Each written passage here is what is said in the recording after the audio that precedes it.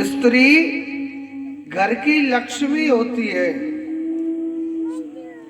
वह चाहे अपने घर को स्वर्ग बना सकती है और वह चाहे अपने घर को नरक बना सकती है। सुनीति भगवान का भजन करती रहती थी, भगवान का चिंतन करती थी,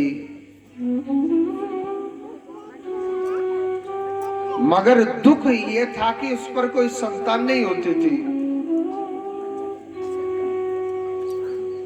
सुनीति बड़ी टेंशन में थी, बड़ी चिंता में थी। तो सुनीति अपने पति से कहने लगी, महाराज कहते हैं राजाओं का कर्म होता है राजपाट 100 पीढ़ी तक चले, मगर हमारा राज्य तो यही समाप्त हो जाएगा।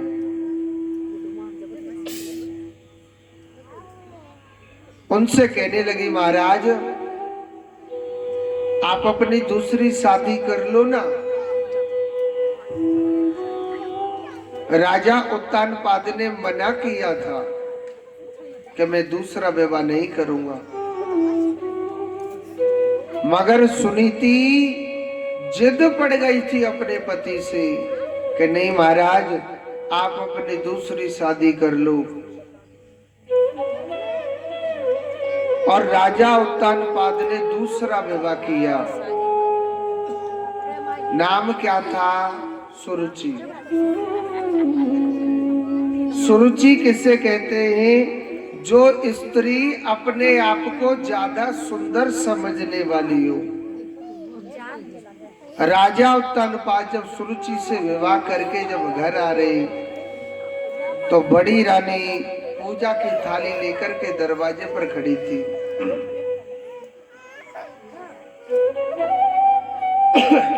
पूजा की थाली लेकर के दरवाजे पर खड़ी थी। छोटी रानी अपने पति से कहने लगी, महाराज ये स्त्री दरवाजे पर खड़ी है, ये कौन है महाराज? उन्होंने कहा कि ये हमारी बड़ी रानी है। अच्छा महाराज, फिर मुझे क्यों लेके आई? महाराज फिर आप मुझे क्यों लेकर के आए हो? और जब आप मुझे लेकर के आए हो तो बड़ी रानी को घर से बाहर भगा दो। और सुनो, समय ऐसा बलवान आया, समय ऐसा बलवान आया, राजा छोटी रानी के प्रति ऐसा आकर्षित हो गया कि अपनी बड़ी रानी को, अपनी पत्नी को और घर से बाहर भगा दिया था। बड़ा राजा था, किसी पुराने महलों में छोड़ दिया उसको। और एक बात बोलो, नारी का पति ही सब कुछ होता है। नारी का पति भगवान स्वरूप ही होता है।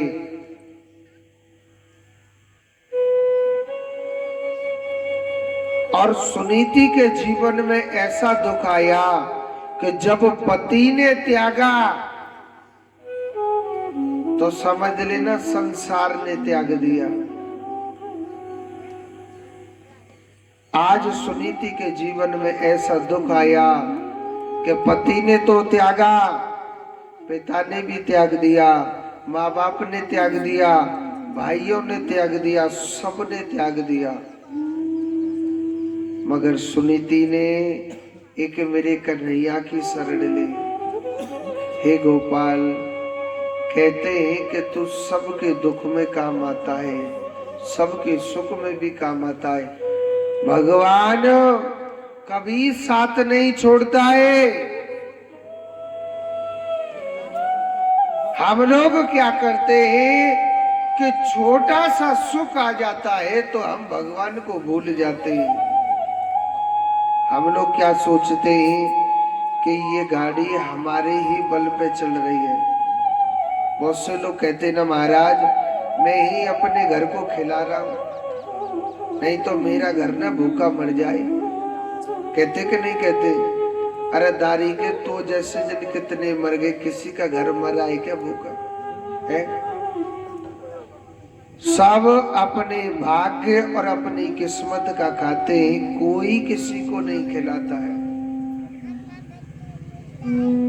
सुनीति ने मेरे कन्हैया की शरण ली और सुनीति हर पल हर घड़ी मेरे प्रभु का चिंतन करती रहती थी, भगवान का भजन करती रहती थी। और धीरे धीरे सुनीति को सत्संग मिल गया। सत्संग किसे कहते हैं? सत्संग किसे कहते हैं? जिस मानव को, जिस जीव को सत्य का रास्ता दिख जाता है ना, उसी को सत्संग कहा जाता है। सुनीति भगवान का सत्संग श्रवण किया करती थी, भगवान का चिंतन करती रहती थी, हर पल हर घड़ी मेरे प्रभु का सत्संग सुनती थी। सत्संग हर किसी को नहीं मिलता है। वो बड़ा भाग्यवान होता है जो भगवान का सत्संग सुनता है, भगवान की कथा सुनता है। कल के दिन बताया, पार्वती माता साक्षात देवी होकर के भी कथा नहीं सुन पाई अमर, क्योंकि उसके नसीब में नहीं थी। जिसके नसीब में भगवान की कथा नहीं होती है, वो यहाँ तो भी आ जाएगा मगर आकर के भी सो जाएगा, आकर के भी सो जाएगा वो भी।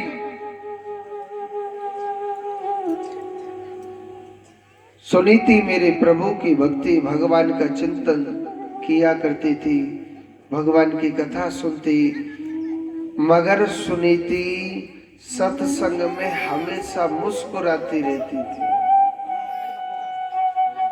एक दिन संतों ने उसके चरित्र को देखा। संत कहने लगे, हे सुनीति, तेरे पास कितना दुख है। तेरे पति ने तुझे त्याग दिया, तेरे भाइयों ने तुझे त्याग दिया, तेरे माँ बाप ने तुझे त्याग दिया और संसार वालों ने भी तुझे त्याग दिया, क्योंकि संसार वाले न जाने कैसे कैसे ताहने मारते। दुनिया वाले कैसे कैसे ताहने मारते, मगर सुनीति फिर भी तू मुस्कुराती रहती है। क्या तेरा पेट नहीं भरा क्या दुख पाते पाते? सुनीति ने बड़ी सुंदर बात कही, महाराज एक बात बताओ, मैं रोऊं तो किसके आगे रोऊं? है? वेद कहता है संसार में किसी के आगे रोना नहीं चाहिए, क्योंकि ये दुनिया वाले बड़े विचित्र हैं। आपके दुख को और रो रो करके पूछ लेगी और हंस करके उड़ा देगी कि फलाने के घर में ना ऐसा हो रहा है। संसार में जीव को किसी के आगे रोना नहीं चाहिए, और रो तो भगवान के आगे रो। दो दरवाजे ऐसे हैं, जितना दुख सुनाना है, जितना रोना है जी भर के, इन दो दरवाजों पर रोना चाहिए। अन्यथा आप किसी के दरवाजे पर रो लेना, ये सब बेकार है।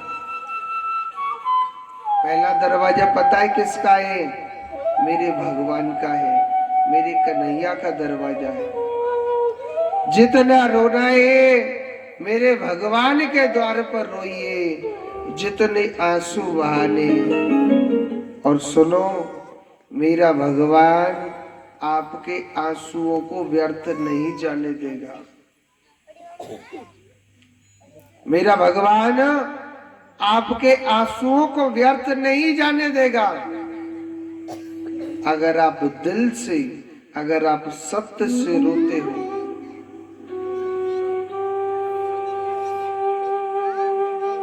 मानता हूं कि थोड़ी सी अड़चन जरूर आएगी, भगवान के द्वार पर रोगे ना, थोड़ी सी टेंशन जरूर आएगी, मगर भगवान किसी को गिरने नहीं देगा। बहुत से लोग कहते हैं ना कि महाराज हम भगवान को खूब याद करते हैं, खूब भगवान का भजन करते, भगवान तो हमारी कभी सुनता ही नहीं। ऐसा नहीं, ये सोच कि तू भगवान को याद कर रहा है फिर भी तुझे तकलीफ हो रही है। अरे मूर्ख, अगर तू उसे नहीं याद करेगा तो तुझे कितनी तकलीफें होंगी।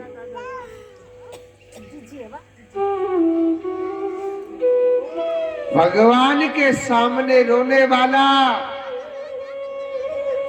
उसके आंसू व्यर्थ नहीं जाएंगे, उसके आंसू व्यर्थ नहीं जाएंगे।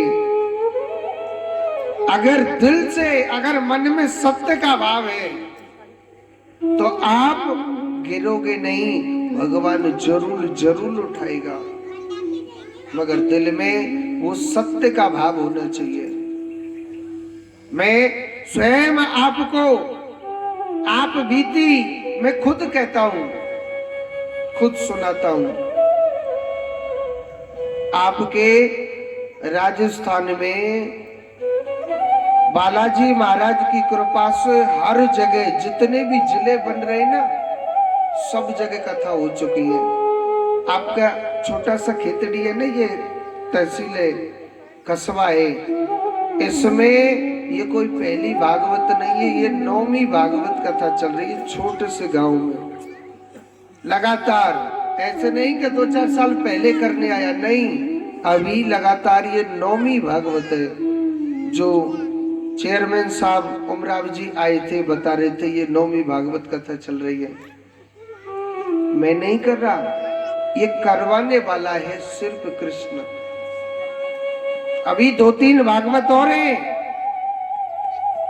एक छोटे से शहर में 12-12, 13-13 कथा, जिले में 25-25, चाहे कोई सा भी जिला हो, जोधपुर, जैसलमेर, बाड़मेर, बीकानेर, कोई सा भी जिला हो,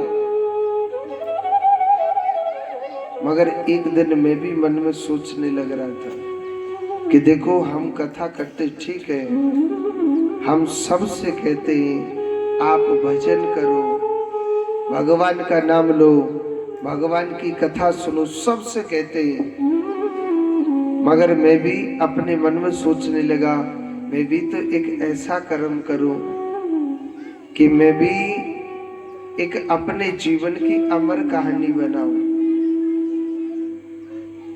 मन में सोचने लग रहा,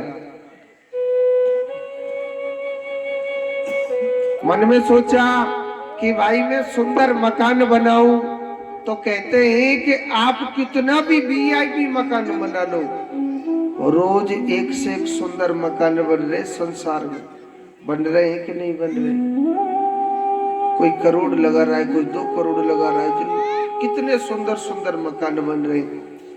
वो मकान सुंदर भी 10 साल चलेगा, 20 साल चल जाएगा, या तो ज्यादा नहीं चलेगा, ज्यादा चलाओगे तो 50 साल चल जाएगा, मगर आने वाला जो समय हमारे बच्चे होंगे उनको अच्छा नहीं लगेगा, वो तोड़वा के दूसरा बनवा लेंगे। बनवाएंगे कि नहीं बनवाएंगे? मैं ऐसा कौन सा कर्म करूं? मन में सोचा कि कहते हैं मथुरा वृंदावन, मथुरा वृंदावन, हमारे मथुरा वृंदावन में महंगाई बहुत है। मन में विचार आया, देखो मैं खाता कन्हैया का हूं, खिलाता भी कन्हैया है मुझे, इसको मैं दिल से मानता हूं, मगर जो मेरी आत्मा है बालाजी को मानता हूं। सोचने लगा मैं भी एक ऐसा सुंदर बालाजी का मंदिर बनाऊं जिसमें मथुरा वृंदावन कोई भी घूमने आए, चाहे एक आदमी है, चाहे 1000 है, चाहे 1 लाख आदमी है, खाने पीने की, रहने सहने की सब फ्री सेवा व्यवस्था करें हम। मैंने कुछ भक्तों से बातें भी करी, भैया मैं बालाजी का एक ऐसा आश्रम बनाना चाहता हूँ कि राजस्थान से जितने भी भक्त जुड़े हुए हैं, चाहे जैसलमेर हो चाहे बाड़मेर हो, सबकी खाने पीने की फ्री सेवा व्यवस्था हम अपनी तरफ से करें। और हम बालाजी का मंदिर बनाना चाहते हैं, तो क्या आप मेरे सपनों में साथ दोगे या नहीं दोगे? सब लोग कहने लगे हमारा जी आप बालाजी का मंदिर बना रहे, बहुत अच्छी बात है, ठीक है हम साथ देंगे आपका। सब लोगों ने कहा था मुझसे कि महाराज हम भी आपका साथ देंगे, बहुत अच्छी बात है। एक बार ऐसा होता है कि एक राजपूत है, कोटपुतली की बातें हैं ये, और उनके मन की इच्छा थी कि मैं अपनी इच्छा से एक बालाजी का मंदिर बनाऊं, इतना सुंदर बनाऊं, इतना सुंदर बनाऊं कि एक बार जो इस मंदिर में आए वो सिर्फ देखता ही रह जाए कि वाह कितना सुंदर मंदिर है, अच्छा लग रहा है मंदिर। तो एक राजपूत की मन की प्रतिज्ञा थी, और वास्तव में उन्होंने बड़ा सुंदर मंदिर बनाया। और जब मूर्ति पधराने का समय आ रहा था ना, पता नहीं प्रभु की क्या इच्छा थी, उसकी मृत्यु हो जाती है मगर मूर्ति नहीं पधरती है। अब मैं मन मन में डर पड़ो भैया, कहूँ ऐसा ना हो मैं मंदिर बनाता जाऊं, मंदिर बनाता जाऊं, मूर्ति पधरने का समय आ जाए तब हमारी राधे राधे ना हो जाए। मन में सोचने लगा पहले दूल्हा लेके आना चाहिए। क्या लेके आना चाहिए भाई? आज से कल का कोई पता नहीं, कल किसके जीवन में कैसा आवे। तो मैंने सोचा कि मैं तो बाद में मंदिर बनाऊंगा, पहले मैं दूल्हा लेके आऊं, क्योंकि दूल्हा जब आ जाएगा तो बारात तो अपने आप इकट्ठी हो जाएगी। तो एक भक्त का फोन आया मन के महाराज जी आप जब मंदिर बनावे तो पहले मुझसे सहयोग लेना, ठीक है? तो मैंने उससे कही फिर भैया हम बालाजी की मूर्ति लेने के लिए जा रहे हैं, तो प्रतिमा है जो बालाजी की मूर्ति है, आप पैसे दो। उन्होंने पैसे डाल दिए थे, तो पैसे डाल दिए तो बालाजी की प्रतिमा लेने गया। बड़ी सुंदर प्रतिमा भगवान बालाजी की। बालाजी के मंदिर का नाम भी रखा था हमने इच्छा पूर्ण बालाजी, और वास्तव में वह सबकी इच्छाएं पूरी करता है वो बालाजी। प्रतिमा लेकर के आए, कुछ पैसे बचे थे तो हमने 2-4 हजार ईंटें भी डलवा दी थी। अब हमने कहा सबसे फोन करके भैया अब कौन साथ दे रहा है, अब दीजिए हमारे लिए साथ। और सुनो समय ने ऐसी पलटी मारी, कोई सादगी चल रहा है, बात भी नहीं कर रहा मुझे, तो ऐसा समय आ गया। अब मन में सोचने लगे कि हे बालाजी महाराज मैं आपको अच्छा लेके आ गया, कोई साथ देता नहीं है, मंदिर बनेगा नहीं। तो बालाजी महाराज को एक पीपल के वृक्ष के नीचे खड़ा कर दिया, कोई साथ नहीं देता था। और उस प्रतिमा को, उस मूर्ति को खड़े खड़े पीपल के वृक्ष के नीचे 5 महीने बीत गए थे।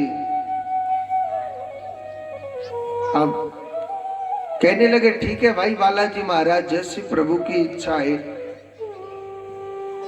अब हमारे गुरुजी का फोन आया कि गोपाल मन की जी महाराज जी मान के आप बालाजी की मूर्ति लेके आए हो, क्यों नहीं पधरा रहे? मैंने कहा महाराज पधराए का, कोई संग ही ना दे रहा, हमारे जेब में 1 रुपया ही ना है, पधराए कहां से? उन्होंने कहा कि ये मैं कुछ नहीं जानता हूँ, आप बालाजी की मूर्ति को प्रतिष्ठा करवाइए, नहीं तो कहते हैं कि 6 महीने से ज्यादा अगर पत्थर की मूर्ति घर में रखी रहती है फिर वो विनाश करने लग जाती है।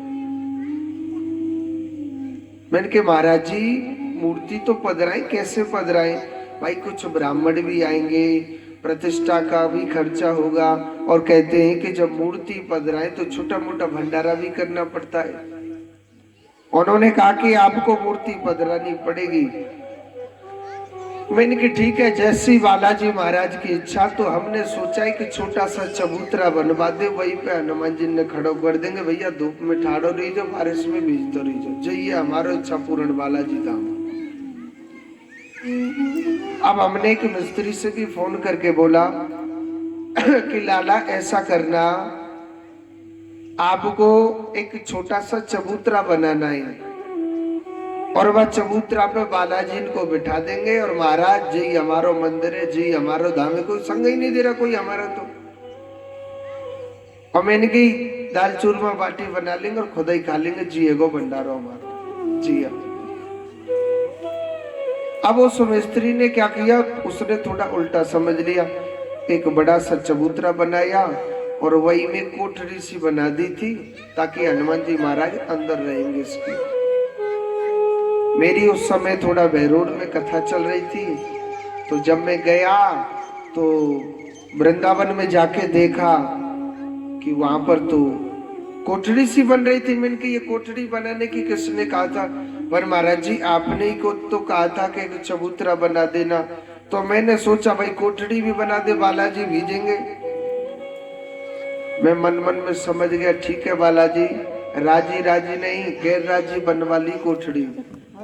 देखो कैमरा है भैया पीछे आपके, कैमरा से दूर हो जाए। तो बालाजी की कोठरी बना करके उसने कंप्लीट कर दी थी। तो बालाजी की कोठरी उसने बना करके कंप्लीट कर दी। मैं समझ गया हनुमान जी महाराज राजी राजी नहीं गैर राजी वगैरह चलता रहता है। एक फोटो खींच करके हमने भी ऊपर चढ़ा दिया था कि 3 मार्च को इच्छा पूर्ण बालाजी धाम आश्रम की मूर्ति की प्राण प्रतिष्ठा है। तो एक माता जी का फोन आया, मन के महाराज जी आप बालाजी की प्रतिष्ठा करवाने लग रहे, करवा रहे हो क्या? मन के हाँ भैया। तो महाराज जी वहां पर भंडारा भी करोगे आप? मैं मन मन में कह रहा हूँ भंडारा को खाओगे खुद ही खाएंगे वह भंडारे।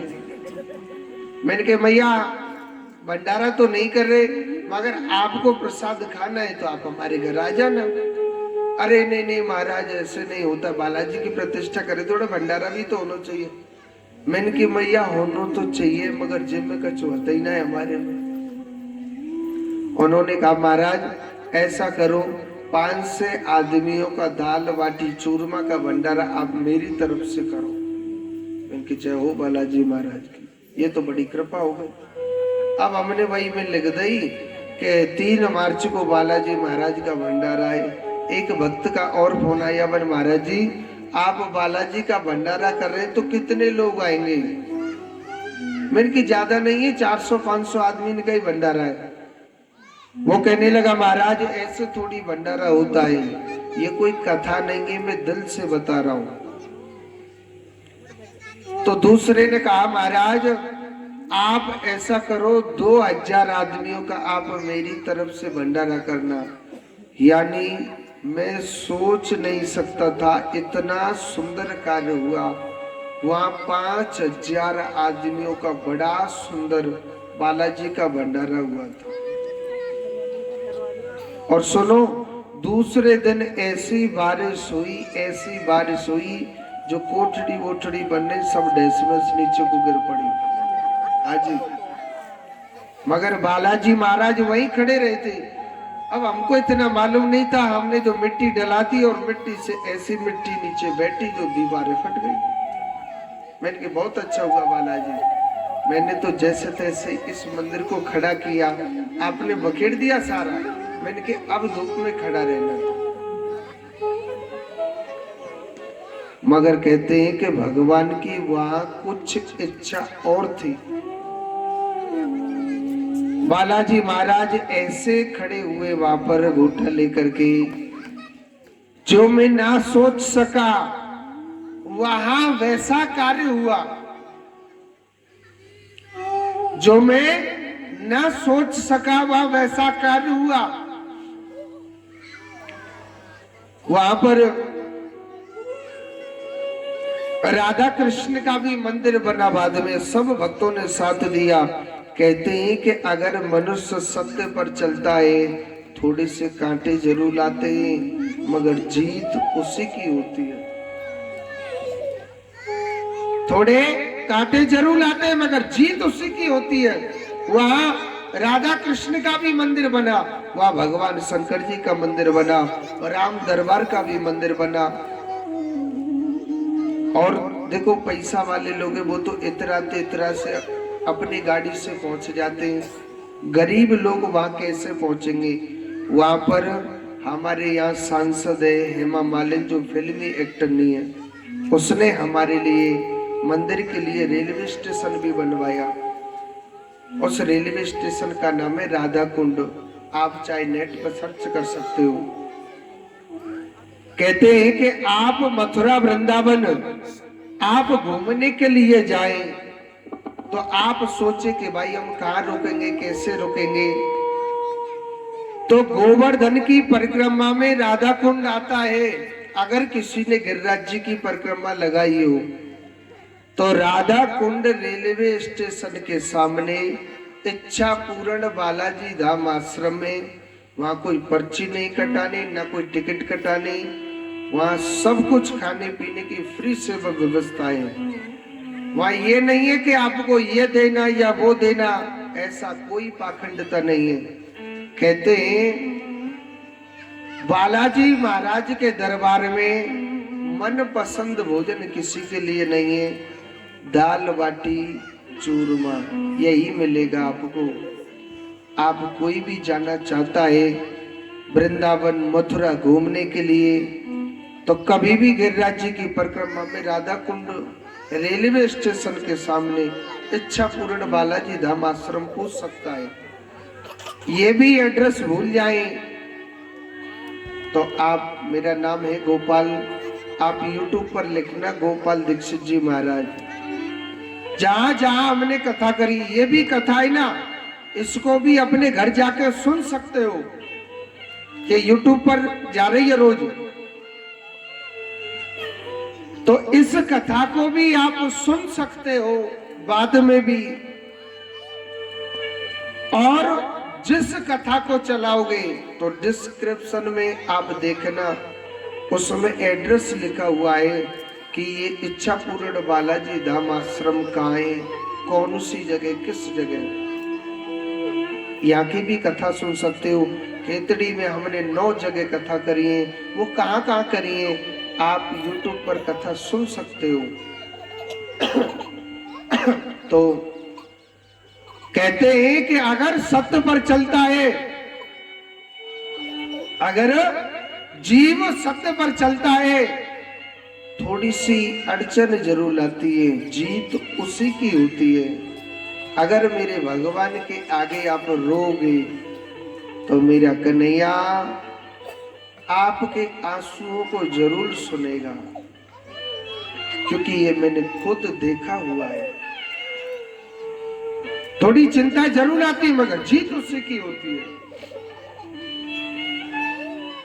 तो सुनीति कहने लगी, महाराज मैं रोऊं तो किसके आगे रोऊं प्रभु? महाराज मैं रोऊं तो किसके आगे रोऊं? तो श्री सुखदेव जी महाराज कहते हैं, परीक्षित,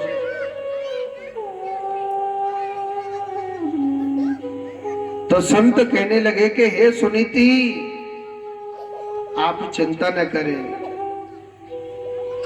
आपके घर में आज हमने तुम्हारे दुखों को देखा, आज हम तुम्हारी भक्ति से ना अति प्रसन्न हो गए। हे सुनीति, आप मांगो ना, क्या मांगना चाहते हैं?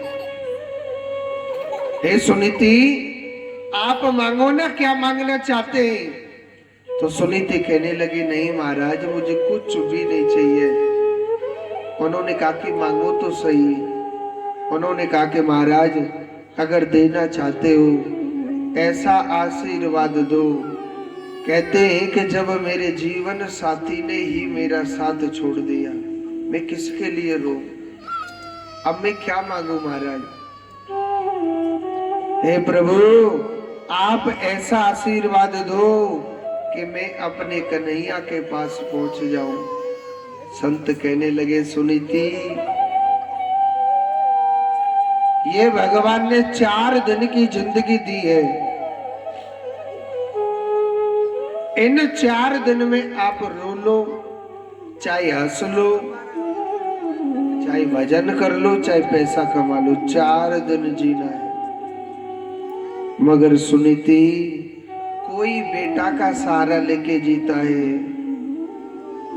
कोई पोता के सहारे से जीता है।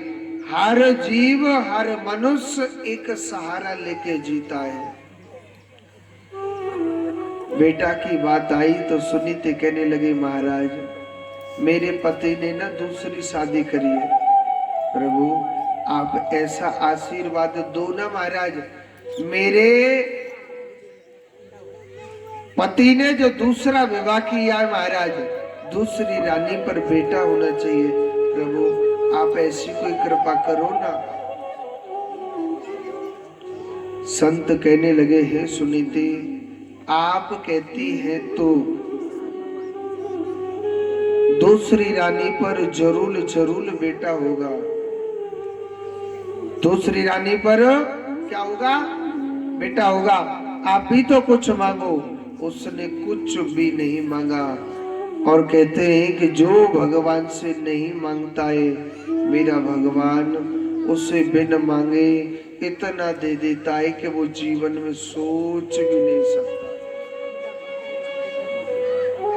संत आशीर्वाद देकर के कहने लगे कि हे सुनीति, आप पर भी एक सुंदर भगवान का परम भक्त एक बेटा आप पर भी होगा। सुनीति, ये हमारा आपको ना आशीर्वाद है।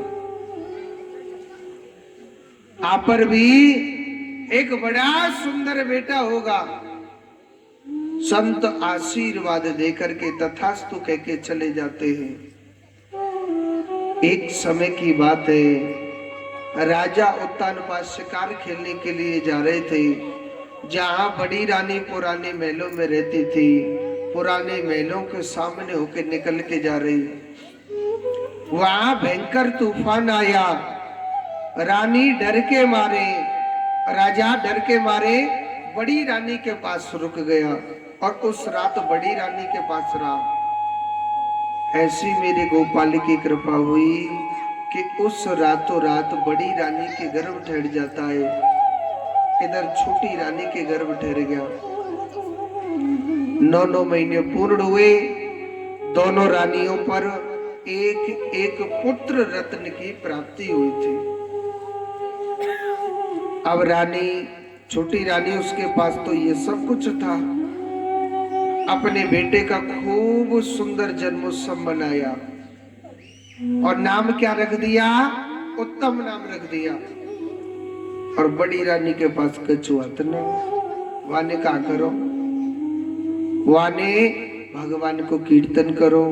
संत पहले ही नाम निकाल के चले गए। नाम क्या रख दिया? ध्रुव। बोलिए ध्रुव जी महाराज की जय। छोटा सा बालक ध्रुव बड़ा सुंदर लग रहा है। ऐसा सुंदर लग रहा है ध्रुव, बड़ा प्यारा लग रहा है ध्रुव। ध्रुव जी महाराज बड़े सुंदर लग रहे हैं, छोटे से बच्चे। और कहते हैं कि जो भगवान का भक्त होता है ना, जो भगवान का भजन करता है, उसका जो ललाट है, उसका जो चेहरा है, वो बड़ा सुंदर हो जाता है, कृष्ण भक्त की ही तरह हो जाता है। धीरे धीरे ध्रुव जी महाराज जब 4.5 वर्ष के हो गए थे, एक दिन राजा उत्तानपाद मन में सोचने लगे भाई मैंने अपनी छोटी रानी को ना बहुत खिलाया, छोटी रानी के बेटे को। मैंने कभी अपनी बड़ी रानी के बेटे को नहीं खिलाया। और आज मेरा ध्रुव मेरे सामने बड़ा सुंदर लग रहा है, कितना प्यारा लग रहा है। ऐसा मन करता है अपने ध्रुव को अपने पास बुलाऊं, अपनी गोदी में बैठाऊं। राजा उत्तानपाद सोचने लगा, आज मेरे पास ना छोटी रानी नहीं है, तो बड़े भाव से कहने लगा, अरे ओ लाला, अरे ओ ध्रुव, बेटा देखो मैं तुम्हारा पिता हूं। ध्रुव आप आओ ना मेरी गोदी में। छोटा सा बालक, नन्हे नन्हे पैर हैं, कमल के समान तिरछे तिरछे नेत्र हैं, और देखने लग रहा अपने पिता को। मन में भाव आया, मैं अपनी मैया की गोदी में ना रोज खेलूं, मैं कभी पिता की गोदी में नहीं खेला। छोटे से बच्चे ध्रुव जी महाराज नन्हे नन्हे पैरे दौड़े दौड़े जा रहे, पिताजी पिताजी पिताजी कहते हुए। और राजा उत्तानपाद ने बड़े भाव से उठाया, अपने हृदय से लगा लिया। आज मेरा ध्रुव कितना सुंदर लग रहा है, मेरा ध्रुव कितना प्यारा लग रहा है। मगर न जाने छोटी रानी कहां से आ गई थी, न जाने छोटी रानी कहां से आ गई थी, और न जाने छोटी रानी कहां से आ गई और ध्रुव को गोदी से छीना और ऊपर से ही नीचे को पटक दिया। अरे तू इसकी गोदी में बैठना चाहता है, अरे तू इसकी गद्दी पर बैठना चाहता है, तू कैसा तू मेरा बेटा थोड़ी है? अरे तू तो अभागा है, तेरा इस संसार में कोई पिता नहीं है। छोटा सा बालक कहने लगा, मैया अरे ओ मौसी, मौसी मैं अपने पिता पे ते कच्छो मांग थोड़ी रहे हूं। अरे मौसी मैं सिर्फ गोदी में ही तो बैठने आया था, मैं गद्दी पे बैठने नहीं आया, गद्दी मांगने नहीं आया। ऐसे कटु वचन बोले छोटे से बच्चे से। अरे तू गोदी में नहीं बैठ सकता है, तू गद्दी पे नहीं बैठ सकता है, अरे तू तो अभागा है, तेरा पिता थोड़ी है। अरे पता नहीं तू किसकी संतान है, और अगर इसकी गोदी में इसकी गद्दी पे बैठना चाहता है, जा नारायण का भजन कर और इस शरीर को त्याग और मेरी कोख से जन्म ले, तभी तू उसकी गोदी में बैठने का अधिकार है, नहीं तो तेरा कोई गोदी में अधिकार नहीं है। 4.5 वर्ष के बच्चे से ऐसे ऐसे कटु वचन बोले, ऐसे ऐसे कटु वचन बोले कि छोटे से बच्चे का दिल घायल हो गया था।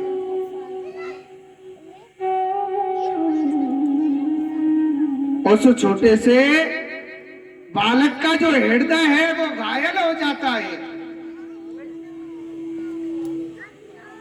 कहने लगा यही ध्रुव, और रोता बिलखता हुआ अपने घर पर गया और अपनी मैया से एक ही बात पूछी थी, मैया अरे ओ मैया, मैया तुमको एक बात बता, मैया मेरो पिता कौन है या संसार में। मैया सोचने लगी, आज मेरा बेटा पता नहीं जाने क्यों रो रहा है, मेरा बेटा पता नहीं जाने क्यों रो रहा है। मैया सोचने लगी, मैं कैसे बता दूं कि तेरा बाप उत्तानपाद है। उसने कही कि लाला तेरो जो पिता है ना वो भगवान नारायण है बेटा। मैया ने क्या बताया, तेरा जो पिता है वो भगवान नारायण है। उस बच्चे ने वही प्रतिज्ञा कर दी, मैया जब तक मैं उस नारायण के दर्शन नहीं कर लूंगा, मैया जब तक वह नारायण की गोदी में नहीं खेलूंगा, मैं तुझे अपना मुंह तक नहीं दिखाऊंगा। माँ मुझे बताना वो नारायण कहाँ मिलेगा?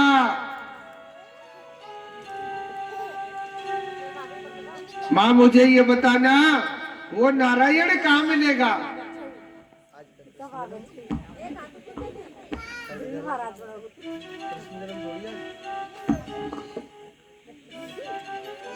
जब तक उस नारायण के दर्शन नहीं होंगे, मैं तुझे अपना मुंह तक नहीं दिखाऊंगा। और सुनो, बच्चे ने पूछा मैया वो नारायण कहाँ मिलेगा? मैया कहने लगी बेटा वो नारायण इतना सरल नहीं मिलेगा, वो हर किसी को नहीं मिलता है बेटा। और अगर तेरी देखने की इच्छा है ना, जा बियाबान जंगल में भजन करना, वो नारायण तभी मिलेगा। वो नारायण ऐसे नहीं मिलेगा।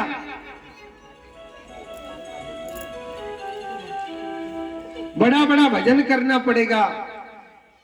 तो आज देखो वो छोटा सा बालक, अब उसकी माँ ने कहा था कि जा भजन कर, और सुनो उस बच्चे ने वही प्रतिज्ञा करके अपने घर को छोड़ करके चल दिया बियाबान जंगल में, भगवान को ढूंढने के लिए जा रहा है। आजकल की माँ कैसी हो गई? उस माँ ने रोका नहीं था अपने बच्चे को। आजकल की कैसी माँ हो गई? मैंने कल बताया, अगर कोई बच्चा भगवान का भजन करता है या भगवान के मंदिर में जाता है, आज की माँ रोकती है, बेटा आप पढ़ो। कहती कि नहीं कहती? अरे पढ़ाई पढ़ाओ, ऐसी बात नहीं है मत पढ़ाओ, पढ़ानी चाहिए, मगर अपने घर की संस्कृति को मत भुलाइए। हमने ऐसी पढ़ाई पढ़ा रहे, अपने संस्कृति को भुलाने लग रहे। क्या माँ बाप की सेवा क्या होती है? अब से बड़ों से कैसे बोलना चाहिए? माँ बाप का धर्म क्या है? मैंने कल भी बताया और आज भी बता रहा हूं। स्त्री घर की लक्ष्मी होती है, और जिस नारी ने अपने सास ससुर की सेवा करिए, अपने माँ बाप की सेवा करिए, तुम्हारी संतान जरूर जरूर जरूर सेवा करेगी। और जिस बहू ने अपने सास ससुर की सेवा न करी, अपने माँ बाप की सेवा न करी, तुम कितनी बड़ी बड़ी बड़ी पढ़ाई पढ़ा लीजो अपनी संताने, या कितनी भी कथा सुन लेना, या कितनी भी गंगा जी ना लेना, जो तुम्हारी संतान सेवा कर दे तो ये मेरी गारंटी है। आप प्रत्यक्ष के लिए प्रमाण की जरूरत नहीं है, सोच करके सोचो, फलाने पड़ोसी ने अपने सास ससुर को कभी खाने के लिए भोजन न दिया हो, तो उसकी संतान आज सेवा कर रही है कि नहीं कर रही? यही सोच करके सोच लेना, क्योंकि जैसा कर्म करता है भगवान वैसा ही फल देता है। फल कोई सेब संतरा को नहीं कहते, या केला सेब को फल नहीं कहते। फल कहते हैं आने वाला तेरा भविष्य, यानी संतान। बहुत सी माताएं क्या कहती है, बहुत से भाई क्या कहते हैं, एक्चुअली हमारे पिताजी ना पागल हो गए, थोड़े से पागल है हमारे पिताजी। बेटा एक्चुअली जब ये बुजुर्ग हो चुकी है, और जब तेरी एक्चुअली जब बाप बुढ़ापे तक पहुंचेगी ना, तो तेरी छोटी वाली एक्चुअली कहेगी कि हमारे भी पिताजी पागल हो गए। पागल वो नहीं, तू हो चुका है। अगर तुमने अपने सास ससुर का गुस्सा सहा है, तो तुम्हारा भी कोई सह लेगा। आपने अपने दुखी माँ बाप की सेवा करिए, रोगी माँ बाप की सेवा करिए, तुम भी जब रोगी बनोगे तुम भी सेवा कर लोगे, करवा सकते हो। आप जैसे उनकी सेवा करोगे वैसा ही तुमको सेवा मिलेगी। जैसी करनी करता है जीव उसी प्रकार का फल जीव भोगता है। जोड़ते बोलो राधे राधे। कुर्सी पे धरी का मैया मोड़े तो बोलो बड़े इतरावे लग रहे कुर्सी पर। सुखदेव जी कहते हैं परीक्षित, आज वही छोटा सा बालक बियाबान जंगल में चल दिया, हाँ, और मेरे भगवान को ढूंढने लग रहा है। मेरे किसे ढूंढ रहा है? भगवान को ढूंढने लग रहा है। एक छोटी सी बात बताऊं, आप कितना भी भजन कर लो, ध्यान से सुनेंगे, आप कितना भी भजन कर लो, कितना भी दान कर लो, कितनी भी पूजा पाठ कर लो, बगैर गुरु के कभी ना भजन लगता है और ना ही दान लगता है। अब छोटा सा बालक बियाबान जंगल में जा रहा है, अब उसका तो कोई गुरु भी नहीं है, मगर गुरु भगवान भेजता है। बियाबान जंगल में भटक रहा है। कहते हैं गुरु अपने शिष्य की परीक्षा भी लेता है। नारद जी महाराज सामने से चल के आ रहे। नारद जी कहने लगे, अरे ओ बेटा ध्रुव, अरे ओ लाला ध्रुव, क्या बात है, कैसे बियाबान जंगल में भटकने लग रहे हो? ध्रुव जी महाराज कहने लगे, बाबा, अरे ओ बाबा, बाबा मैं भगवान को ढूंढने लग रहा हूं। नारद जी कहने लगे, बेटा भगवान कोई पेड़न पे लटक रहो जो तू ढूंढ रहो है? ध्रुव कहने लगा, बाबा मैं भगवान को पाने के लिए आया हूं। तो कहने लगे, बेटा भगवान ऐसे ही नहीं मिलते हर किसी को। अरे भगवान के लिए बड़ा बड़ा भजन करना पड़ता है, बड़ा बड़ा चिंतन करना पड़ता है, वो भगवान हर किसी को नहीं मिलता है। ध्रुव जी महाराज कहने लगे, बाबा आप बताओ ना भगवान कैसे मिलेगा? तो सुनो, नारद जी पहले ध्रुव जी महाराज को डराने लग रहे। बेटा इस बियाबान जंगल में मोटे मोटे शेर बैठे और दारी के तो खा जाएंगे, तो क्या करेंगे? खा जाएंगे। तो ध्रुव ने कितनी सुंदर बात कही, अरे ओ बाबा, बाबा एक बात बताओ, इस दुनिया में कौन किसे नहीं खा रहा है? इस दुनिया में कौन किसे नहीं खा रहा? अरे बेटा को देखो, पत्नी को देखो, भाई को देखो, मित्र को देखो, इस दुनिया में सब सबको खाने लग रहे। ध्रुव जी महाराज कहने लगे, बाबा जो तिल तिल करके खाता है बाबा बड़ा कष्ट होता है। अरे एक बार कोई शेर चीता भालू खा जाएगा, मर जाऊंगा तो एक बार ही कष्ट होगा, और जो बार बार पूरे जीवन भर कष्ट होता है तो बड़ा दुख होता है। बाबा इस दुनिया में मरना किसी नहीं है? दो बातन को भूल मत, और जो चाहत कल्याण, नारायण के मौत को दूजे श्री भगवान। दो बातों को कभी नहीं भूलना चाहिए। तू आयो है तो जानो जरूर है, कब जाना है ये समय को पता है। अगर जाएगा जब यहाँ से, हो तेरे कुछ भी न पास होगा। 2 गज कफन का टुकड़ा तेरा निवाज होगा। जाएगा जब यहाँ से तेरे कुछ भी न पास होगा। ताली बजा। 2 गज कफन का टुकड़ा हरि बोल। तेरा निवास होगा। जाएगा जब जहाँ से कुछ भी न पास होगा। 2 गज कफन का टुकड़ा तेरा लिबास होगा।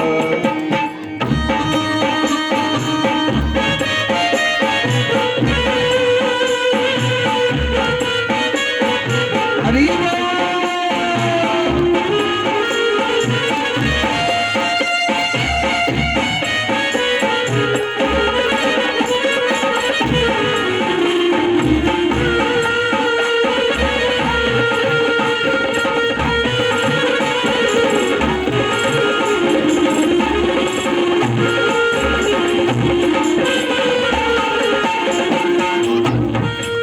ओ कांधे पे धरी ले जाए पर बाल बाल तेरे। जब धूप ले पकड़ कर बोलेंगे घेरे घेरे। कांधे पे धर ले जाए परिवार वाल तेरे। धूप ले पकड़ कर बोलेंगे घेरे घेरे। दे देगा आगे तुझ में दे दे।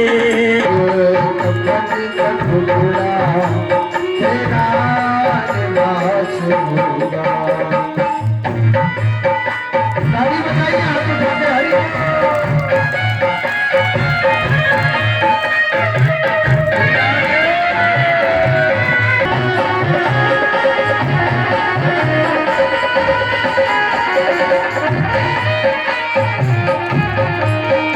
चल चले के लकड़ियों में रख दे तेरे बदन को। जाएगा झपट कर मैं करे तेरे कफन को। चल चले के लकड़ियों में रख दे। जाएगा झपट कर मैं करे तेरे कफन को।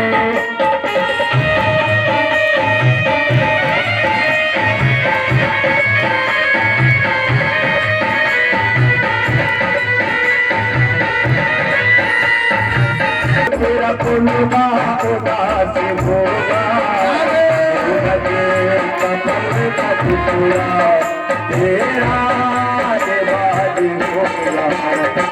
जाएगा जब जहाँ से कुछ भी न पास होगा।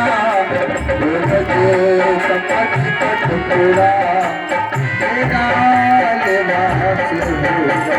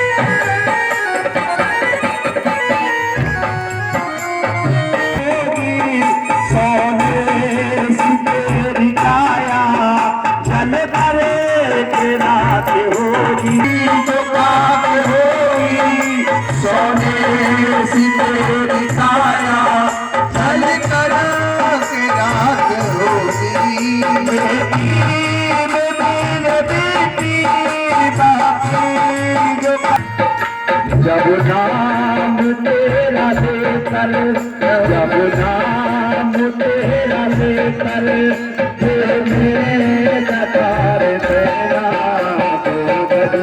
कफन का टुकड़ा तेरा निवास होगा, कहाँ से कुछ भी न पास होगा, भगज कपड़ का टुकड़ा तेरा निवास होगा,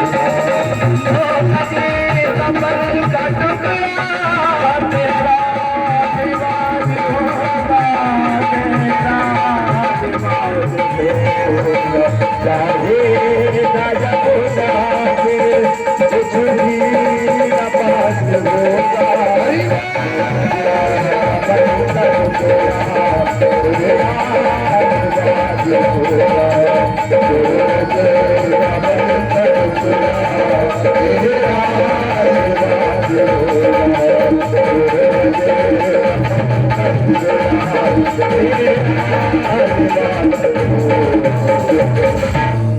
बोलिए गोविंद जय श्री भगवान राधे, जय की श्री कृष्ण। नरेश दीक्षित।